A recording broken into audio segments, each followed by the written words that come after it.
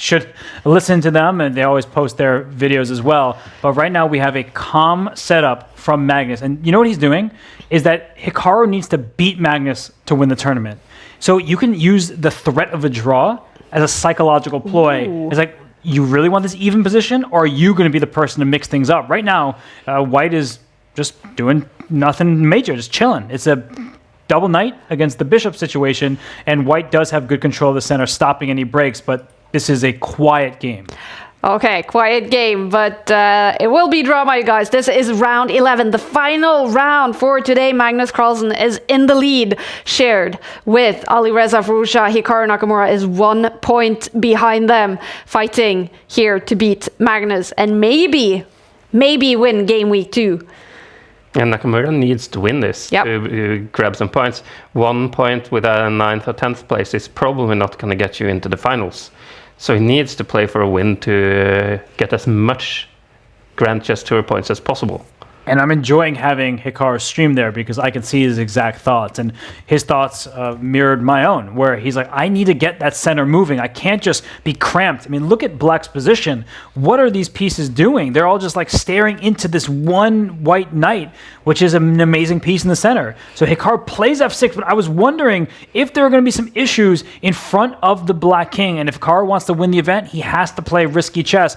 But look at Magnus. He's like, oh, there's got to be something here. Should I sacrifice the bishop first? Should I bring the queen in? There are all sorts of ideas here. The Greek gift type of stuff with his knight ends up planted right here on g6 in front of the king. It's really some nasty stuff, and Hikaru better be sure that he can live bring the rook up fast as well. It's hard to play things like that against world greatest players, but it's so tempting to sack on h7.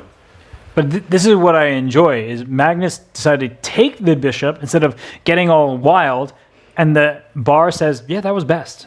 So I was so tempted, in part because the bar was jumping. Oh, you got to go for a checkmate, you got to do all this. Instead, Magnus can make a move like this, double attack.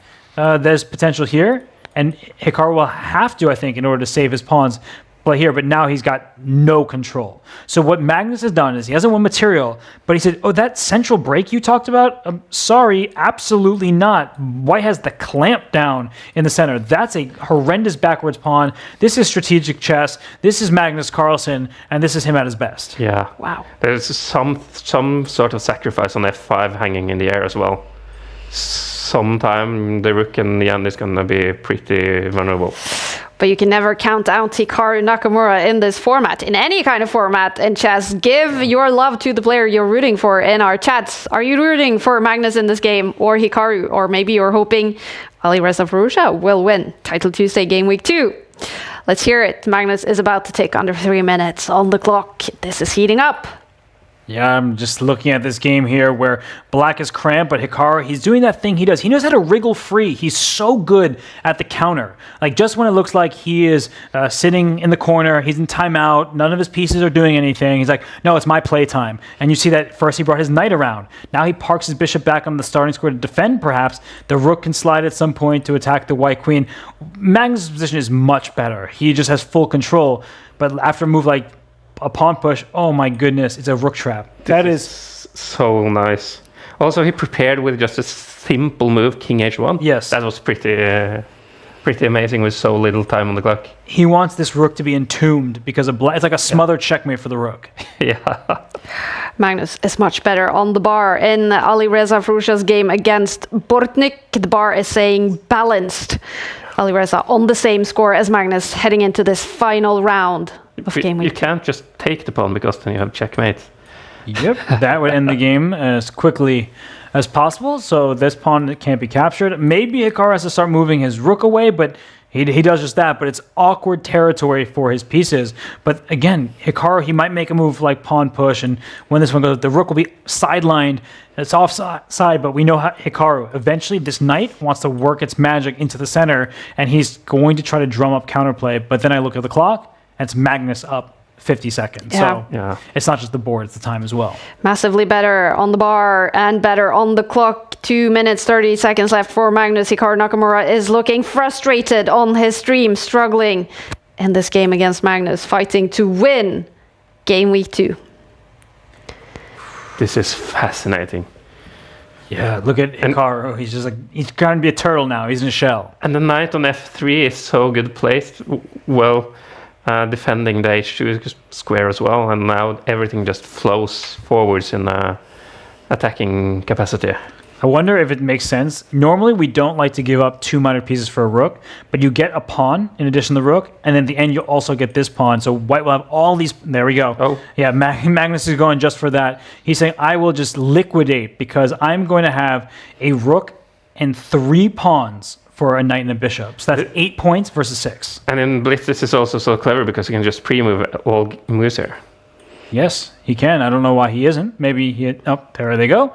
The moves are coming in quick. He does take that pawn. So 3 pawns and a rook for a knight and bishop. There's almost queen takes bishop and pawn.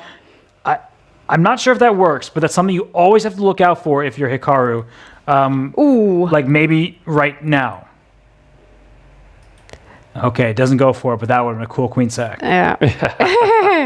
Massively better for Magnus Carlsen. Clocks ticking for Hikaru Nakamura. It's looking difficult for him, but we have seen all the action happening today when the clocks have been under 1 minute. Can Hikaru turn this around? Do you want me to answer honestly? Yeah, please do. No, Yeah, okay. I think he knows that this is over right now. So white can just push all the pawns and win on the queen side. Push all of them. The queen trade is not going to help black's cause at all. Oh, yeah. Just try to get those queens off to get your pass pawn even 1 step closer to the other side, and then you still have all these other pawns. It's a little bit scary though with queen h4. I would be scared of a move like that, but maybe there's just nothing because you can take the bishop. The bishop is hanging. No, but it's a good point that if the bishop weren't hanging, suddenly that's exactly what Hikaru would need. But Magnus, he spent some time. He understands there is a check down here, so Hikaru's trying to get tricky over here, but that's maybe just 1 check. Maybe you can actually take this bishop and get away with it. Alireza Farusha is in massive trouble against Alexander Bortnik. Bortnik massively better on the eval bar. Magnus Carlsen could be on his way to the win in Title Tuesday Game Week 2. Wow, that's great news for Magnus because even if he draws this game, that means that Bortnik beats Alireza, then he still will take first place. Yep. I mean, these players are focused on their own game. They don't have enough time to stare at the other contests. But for Magnus, that's obviously good news. And for Hikaru, he always had to win this game, and now he is half the time of his opponent and kind of like half the pieces. Magnus really playing some good chess today. He's been focused, has been in control most of the time. There's also been some drama for Magnus. But you kind of saw him find his form later, which is really good. If he can, there he goes. We have it. Magnus Carlsen